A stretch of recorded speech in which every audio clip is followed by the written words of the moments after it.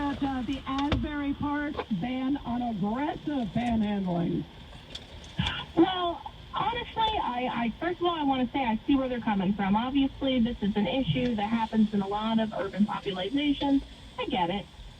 But I'm going to say, a lot of these people, you guys are correct. It does come down to addiction. It comes down to drug abuse and lifestyle. And I just happen to know, a lot of people firsthand who go through that. And you'd be surprised how many people that you thought were going to make it or had their stuff together that turn out to be homeless and on the streets due to addiction. And I feel like that's a really complicated issue. People are quick to write it off. And fair enough. By the way, there are. I remember doing a story years ago about a guy who had a PhD, brilliant man, fell on bad times, became a but is that something that we should all suffer for when they aggressively go after us and follow us? Oh, no. I think there should be limitations, but also, absolutely, you should not be pursued in the streets, whether you're a man, woman, no matter your race, gender, whatever you have going on. You should not be aggressively pursued in the streets by anybody. That is something we should all frown upon.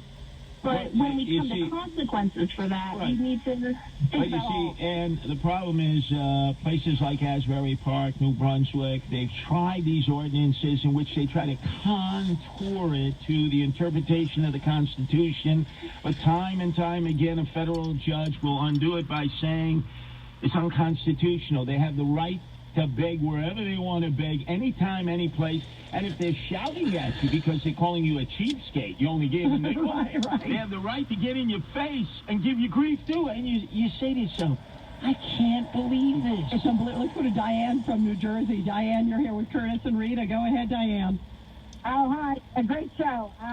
My good friend's granddaughter was in Asbury Park. She's 19 years old. This was just a few months ago, and she and her friend were walking down the street about 8, 9 o'clock at night, and a panhandler guy came up and asked for money. He looked like a drug addict to them, so they declined, and he then proceeded to take out a knife and demanded her cell phone, and started when she wouldn't turn it over, he started slashing her and sliced her hand. Oh, my goodness. Cut her tendon in her hand. Was out of work for 3 months at her waitress job. So, yes, aggressive panhandling does have to be curtailed. Whoa. If that doesn't highlight the story, most of them a lot of them are off the rocker.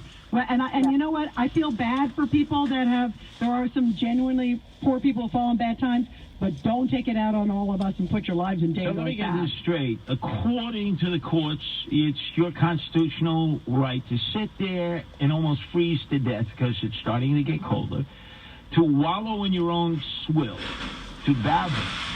See, if you were a baby and you were laying there with a dirty water diaper on and crying, we would immediately come to your aid, swoop you up and say, gee, whose baby is this? If we can't find the parents, we've got to bring them to a hospital. We've got to get them immediate care.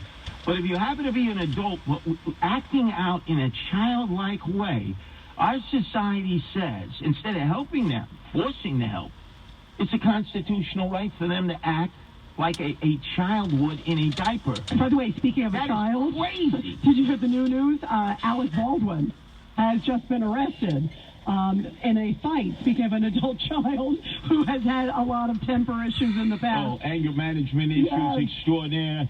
And where did it happen? His favorite haunting ground, where liberals and progressive reign supreme, the West Village. And he was apparently punched someone in the West Village, and get this, it was a dispute over a parking spot. We're just getting word about it. Of course, he's had problems in the past with disorderly conduct. Remember the photographer? Didn't he get in a fight? He got in a fight with the photographer? He got in fights with somebody. But he'll hire Benjamin Brafman. He'll get bailed out tonight. He'll go for arraignment.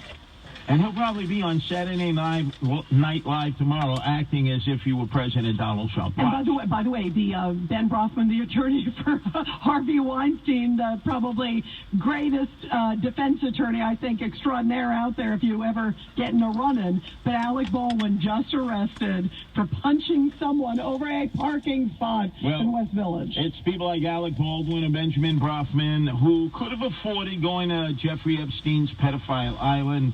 But now there's one better. It's called Sex Island. No, not Fantasy Island with Ricardo Montalban. No, it's Sex Island, and we'll describe it to you up next. But first, the news headlines and updates. The NJDiet.com studios.